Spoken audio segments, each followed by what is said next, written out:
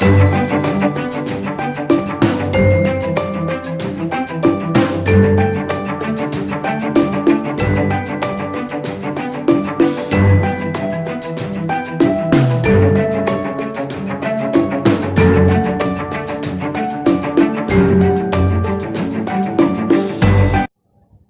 ស្វាគមន៍មកកាន់ Channel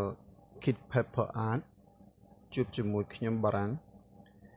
ថ្ងៃនេះខ្ញុំលើកយកប្រធានបទនៃការបត់ក្រដាសមួយដែលយើងនឹងអនុវត្តទាំងអស់គ្នាទៅលើប្រធានបទ Flower Box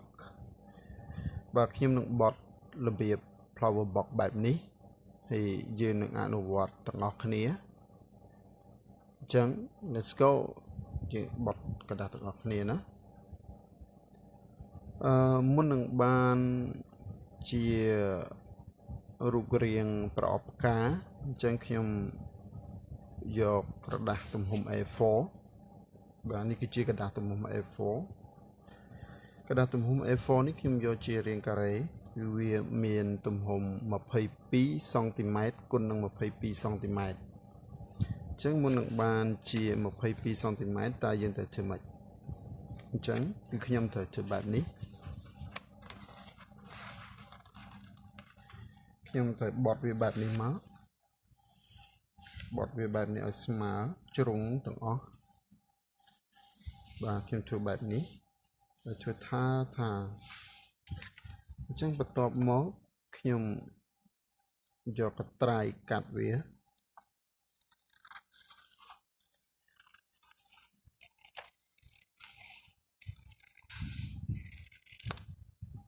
បាទរួចរាល់ហើយ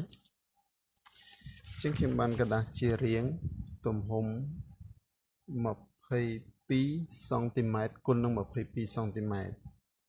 អញ្ចឹងតើយើងត្រូវធ្វើម៉េចទៀតអញ្ចឹង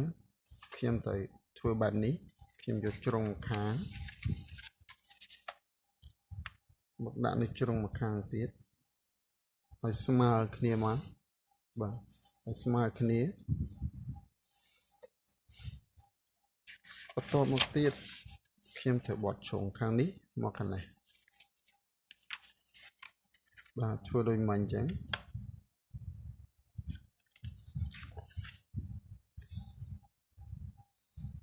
បាទបន្ទាប់ពីខ្ញុំធ្វើបែបនេះរួចខ្ញុំត្រូវចាប់ជ្រុងខាងនេះបាទគឺខ្ញុំត្រូវធ្វើបែបនេះធ្វើឲ្យស្មើបែបនេះណាយើងដាក់ជ្រុងនីមួយៗឲ្យស្មើគ្នាមកដើម្បីឲ្យឃើញវាស្អាត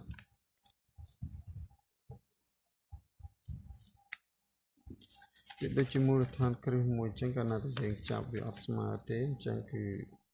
យើងបត់វាក៏អត់បានល្អដែរគឺយើងទៅធ្វើបែបនេះអញ្ចឹងជ្រុងបែបនេះអញ្ចឹងខ្ញុំចាប់ជ្រុងមួយទៀត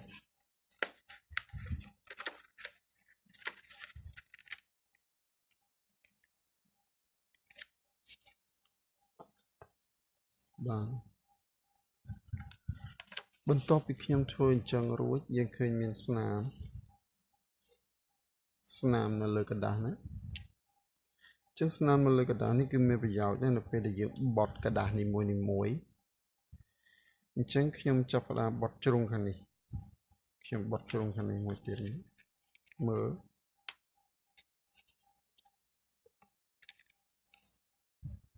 បាទមើលឲ្យតន់ណានេះគឺជាជ្រុងមួយដែលខ្ញុំបត់អញ្ចឹងខ្ញុំត្រូវបត់វាទាំង4ជ្រុងយើងធ្វើដដែលហ្នឹងឲ្យគ្រប់4ជ្រុងមក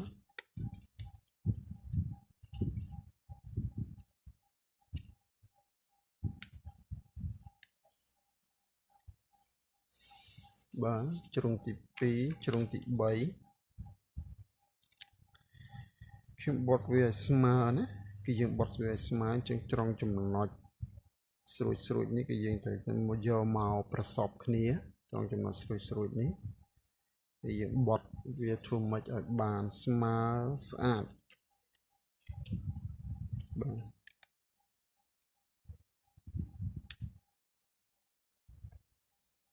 បាទ បន្ទាប់ពីខ្ញុំបត់អញ្ចឹងហើយតែខ្ញុំតែធ្វើមិនទៀតអញ្ចឹងនាំគ្នាមើលទាំងអស់គ្នាចំពោះនៅជ្រុងនីមួយគឺខ្ញុំត្រូវយកជ្រុងនីមួយបត់បែបនេះអញ្ចឹងបានថាយកជ្រុងនេះមកស្មើនឹងជ្រុងនេះដល់មកហើយខ្ញុំសង្កត់វាទៅបាទគឺធ្វើបែបនេះអញ្ចឹងធ្វើបែបនេះទាំង4ជ្រុងណាធ្វើបែបនេះទាំង4ជ្រុងបាទ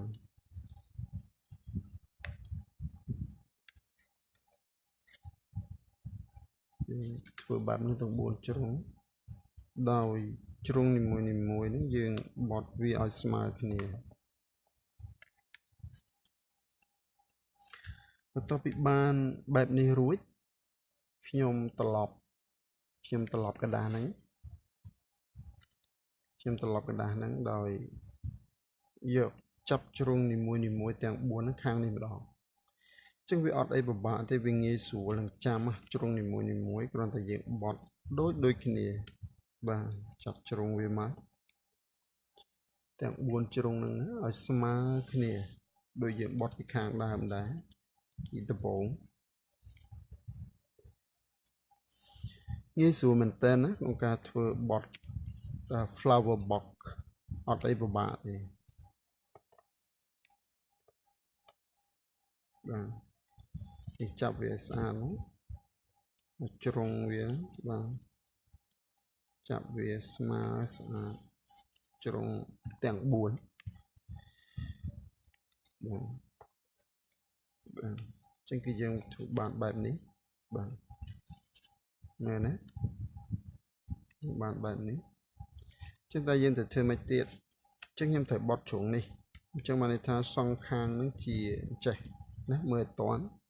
អញ្ចឹងនេះគឺជាចំណុចកណ្ដាលដែលខ្ញុំចង់បត់វាអញ្ចឹងខ្ញុំលើកយកមកបត់វាចំកណ្ដាលនិងសង្កត់វាឲ្យចេញជាជ្រុងជាស្នាមនៃកណ្ដាល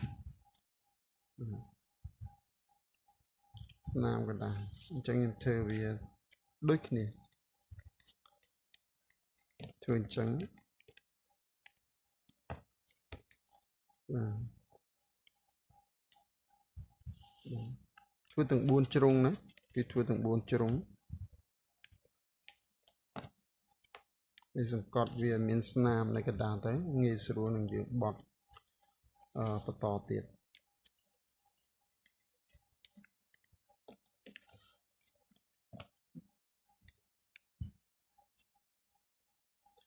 បើមើលអត់តាន់ទេយើងសារចុះសារឡើងណា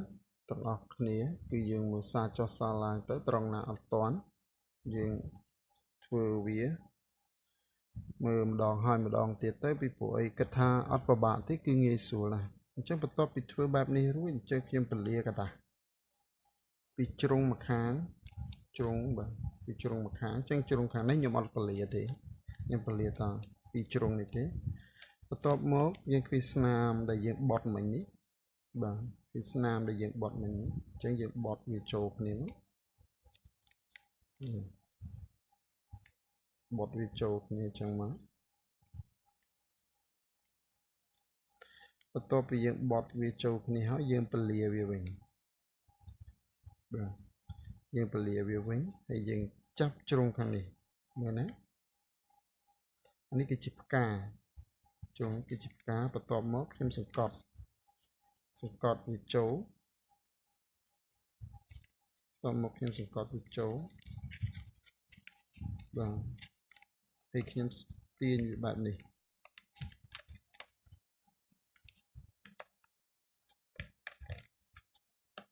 ទាញវាបែបនេះ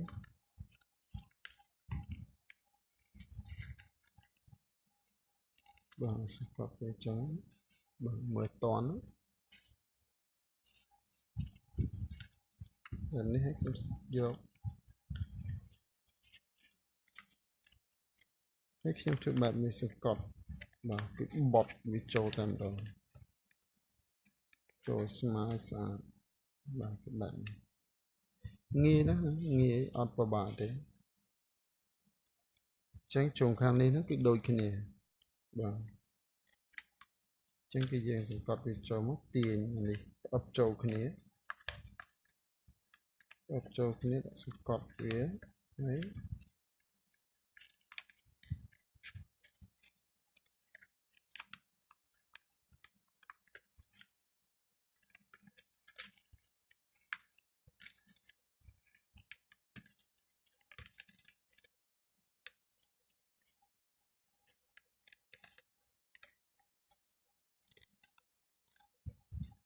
បាទស្មើបាទ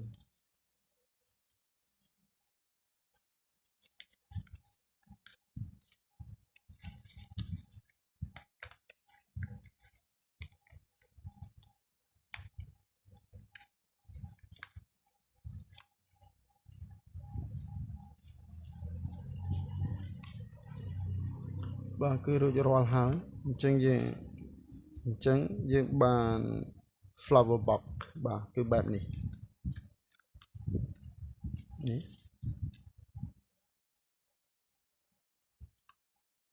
បាទ